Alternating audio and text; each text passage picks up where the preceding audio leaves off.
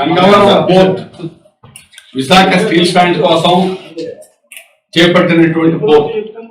దేశంలోని steel ప్లాంట్లలో Visakha steel plant ఒక్కదానికే సముద్ర తీరంలో ఉన్నటువంటి పోర్ట్ అవకాశం అనేటువంటిది ఉన్నది. దీన్ని ప్రైవేట్ వారికి అప్పచెప్పడం ద్వారా, దానికోసం ఆ రోజు ప్రైవేట్కి అప్పచెప్పకూడదని మేము పోరాటం చేశాం. 43 రోజులు సెంట్రల్ జైల్లో ఉన్నాం. అయినా బలవంతంగా ఆనాడు ప్రైవేట్ వాడికి అప్పచెప్పడం జరిగింది. తర్వాత ప్రైవేటు డివిఎస్ కన్సోర్షియం నుంచి ఈరోజు ఎల్ఎన్టీ అదానీ కంపెనీ దాన్ని పూర్తిగా 100% లాక్కోవడం జరిగింది.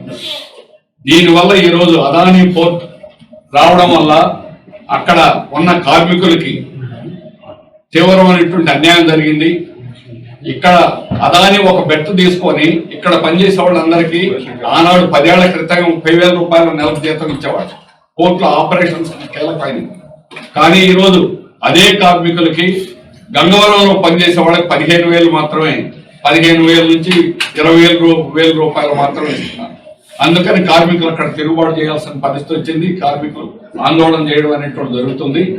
కానీ ఈరోజు విశాఖ స్టీల్ ప్లాంట్ ముడి సరుకు సరఫరా కాకుండా దేశంలోనే ఒక పోర్ట్ నుంచి రవాణా పూర్తిగా స్తంభించిపోవడం అనేటువంటిది 25 రోజులు అయింది. గత నెల 10వ తేదీ నుంచి జరిగింది. ఆ విధంగా ఈరోజు ఒక అదానీ పోర్ట్ యాజమాన్యం యొక్క నిర్లక్ష్యం వల్ల, అలాగే వాళ్ళ కుట్ర వల్ల మోడీ అదానీ ఇద్దరూ కలిసి విశాఖ స్టీల్ ప్లాంట్ నాశనం చేయాలనేటువంటి కుట్ర జరుగుతుంది. అందుకని కోకోవైన్ అత్యంత కీలకమైనటువంటి డిపార్ట్మెంట్ కి ఆ బ్యాటరీస్ అన్ని కూడా దెబ్బతినేటువంటి విధంగా ఈరోజు కోకింగ్ కోల్ అక్కడ సరఫరా కాకుండా నిలిపేయడం జరిగింది. హైకోర్టు 3వ తేదీన ఉత్తర్వులు ఇచ్చింది. కార్మికులతో చర్చలు జరిపి కార్మికుల యొక్క సమస్యల పరిష్కారం చేయండి. రెండో వైపున స్టీల్ ప్లాంట్ కి ముడి సరుకు వెంటనే సరఫరా చేయండి. ఈ 2 ఉత్తర్వుల్ని కూడా ఈ రోజుకి రాష్ట్ర ప్రభుత్వం కానీ దానికి చర్యలు తీసుకోవడం కానీ, అట్లాగే అదానీ యాజమాన్యం దాన్ని నడపడంలో పూర్తిగా వైఫల్యం అనేటువంటి చెందింది. ఆపరేటర్లు ఈరోజు మేము డ్యూటీకి హాజరవుతామని చెప్పేసి అన్నా కూడా 3వ తేదీ నుంచి ఈ రోజు వరకు కూడా పనులు ప్రారంభించకుండా నిర్లక్ష్యం చేసి 10 రోజులు పైగా హైకోర్టు ఆర్డర్ ని కూడా ఉల్లంఘించడం జరిగింది. దాని మీద ఈరోజు కంటెంప్ట్ ఆఫ్ ది కోర్టు మళ్ళా ఆ పిటిషన్ కూడా అక్కడ వేయడం అనేటువంటి జరిగింది.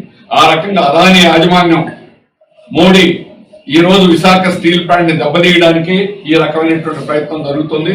విశాఖ స్టీల్ ప్లాంటే కానీ బ్యాటరీస్ కానీ దెబ్బతింటే దానివల్ల ఫలితాలు అనేటువంటి 5,000 కోట్లు ఖర్చు పెట్టినా కూడా అది రిపేర్ అవ్వదు. రిపేర్ అవ్వడానికి 3 నెలల నుంచి 6 నెలలు అవుతుంది.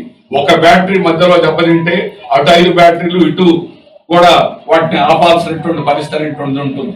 హీట్స్ 400 హీట్లు ప్రతిరోజు ఉత్పత్తి కావాల్సినటువంటిది ఈరోజు గత వారం రోజులు కూడా 100 హీట్లు కూడా తయారు కాలేదు. ఈ రోజు మళ్ళా 140 హీట్లకి పెంచడం అనేటువంటి జరుగుతుంది. ఆ రకంగా కోకోవైన్ బ్యాటరీస్ ని దెబ్బతీయడానికి స్టీల్ ప్లాంట్ కీలకమైనటువంటి గుండెకాయ అయినటువంటి హాట్ లైన్ అయినటువంటి ఈ రోజు కోకోవైన్ దెబ్బతీసేటువంటి ప్రయత్నం అనేటువంటి దుర్మార్గం. అందుకని స్టీల్ ప్లాంట్ నాశనం చేయాలనేటువంటి కుట్రతో కేంద్ర ప్రభుత్వం వ్యవహరిస్తుంది. ఇదే కానీ జరిగితే విశాఖ ఎడారయ్యేటువంటి పరిస్థితి, ఇండస్ట్రియల్ పారిశ్రామిక ప్రాంతం అంతా కూడా తీవ్రంగా దెబ్బతినేటువంటి ప్రమాదమైనటువంటిది ఉంది. ఇప్పటికైనా హైకోర్టు ఉత్తర్వులు వెంటనే అమలు చేయాలని, అట్లాగే కార్మికుల సమస్యలను తక్షణం పరిష్కారం చేయాలి. కార్మికులతో పాటు అక్కడ ముడి సరుకుని స్టీల్ ప్లాంట్ సరఫరా చేయాలని CIT తరఫున డిమాండ్ చేస్తున్నారు. Don't forget to like, subscribe and share the videos.